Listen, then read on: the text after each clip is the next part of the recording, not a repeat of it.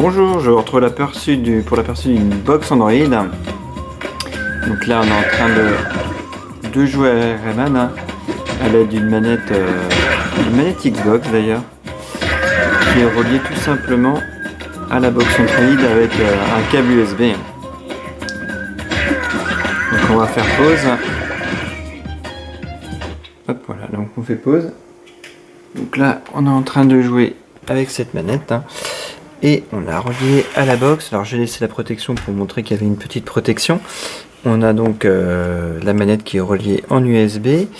On a un autre port USB ici. Là on a un autre port USB sur lequel j'ai été mettre le dongle du clavier qui est fourni avec. On a un petit clavier QWERTY qui est bien pratique.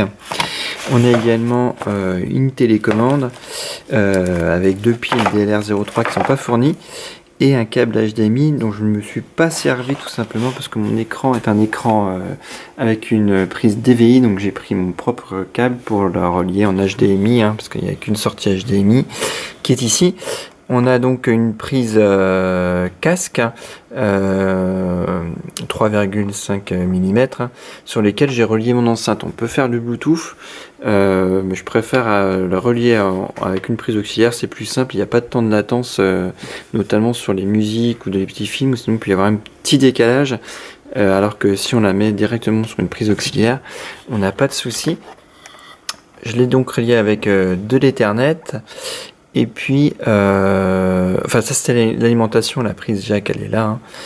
Et puis du coup là j'ai une clé USB aussi, parce qu'il y a encore un port USB derrière, donc il y en a 4 en tout. Et on a également une petite sortie SPDIF, dont je me sers pas.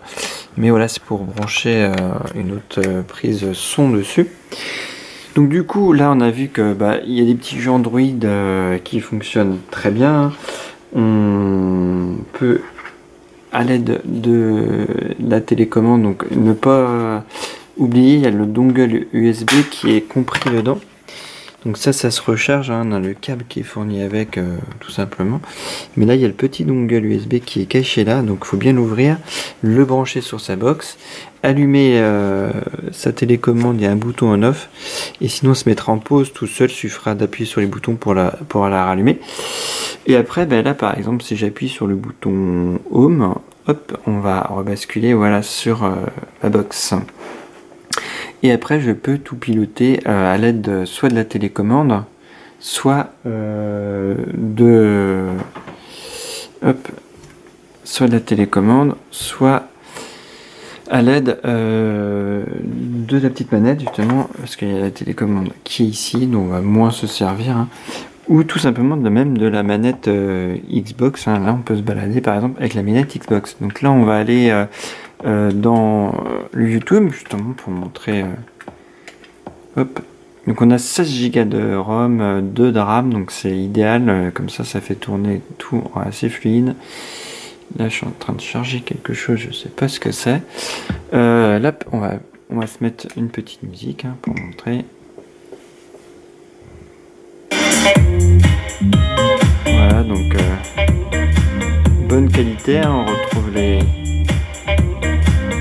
YouTube. Hop, on va retourner, on va stopper, on va retourner en arrière. C'est le bouton B. Donc là, on manœuvre avec la manette Xbox. Hop. Et là, on va regarder par exemple un film. Alors, on a un lecteur vidéo natif. Moi j'ai installé Kodi. Il y a des petits tutos sur internet pour savoir comment se servir de Kodi, qui est bien connu. Donc là je l'ai pas lancé là-dessus encore, mais il y a des tutos sur internet, donc on va peut-être pas faire un petit tuto Kodi, mais sinon voilà, on peut accéder à des chaînes, à des films et tout. Pour tous ceux qui connaissent Kodi, il y a des tutos sur internet, je vais pas revenir dessus, on va plutôt regarder ce qu'il y avait installé nativement. Donc je vais revenir sur le lecteur vidéo natif, voilà, qui est là. Donc là je cherche ma clé USB, hop, on va mettre voilà un film, ok, et donc voilà, nativement c'est ça qui est installé. Très bien. Et en plus, comme ça, on essaie de se coordonner tous les deux. Parfois. Voilà, avec une petite enceinte, voilà, ça marche parfaitement. Hein, on peut brancher ce qu'on veut, mais là, avec une petite enceinte, c'est parfait. On revient en arrière. Et puis voilà, du coup, on peut, avec le plus, là, si on va dans plus, on va avoir accès aux applications là qu'on met. Et par exemple, si on veut mettre Miracast en bas dans la barre, on va dessus, hop, on clique, hein. Un raccourci pas assez d'espace parce qu'il faut en enlever, bon c'est pas grave, mais on peut mettre des raccourcis les plus fréquentés en bas. Donc là on va revenir en arrière. Et puis voilà, on peut lancer plusieurs jeux, donc elle est bien fluide avec les 16 Go. Là on va lancer par exemple Real Racing, qui est un jeu quand même qui est normalement assez gourmand. Et là forcément il s'en sort très bien. Donc, les temps de chargement sont assez lents, mais ils sont aussi lents avec un smartphone. Hein. Mais il y a pire, hein, franchement. Justement, elle est bien fluide et puis pas mal de ports USB, donc ça c'est bien pratique.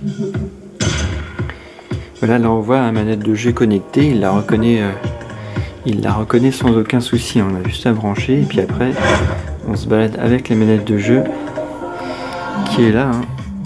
C'est bien elle qui... Donc ça c'est vraiment pratique. Hop.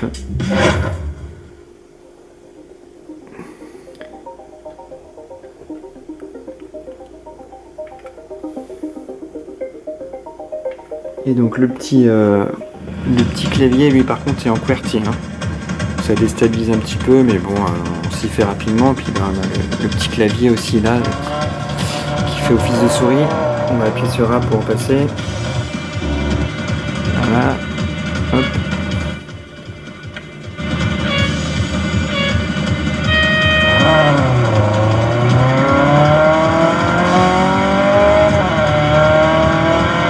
Donc voilà, on a une bonne fluidité, hein, du coup un écran qui est large, qui est super beau. Donc on va pas rester plus longtemps, je reviens, j'appuie sur Home, on voit que c'est super réactif. Hein. Et puis si on appuie ici, là, hop, on va chercher... Alors moi justement, je vais chercher avec ça, on va voir que là le petit trackpad, hein, on voit la flèche qui se... Hop. Et hop, si je me rends ici et j'appuie, hop. Voilà, on voit toutes les fenêtres comme dans le classique. Hein. Et là, par exemple, si on veut retourner sur le... Hop, on va reprendre la télécommande. Si on veut retourner sur autre chose, on retourne là. Et puis on va se balader dans les menus. Voilà.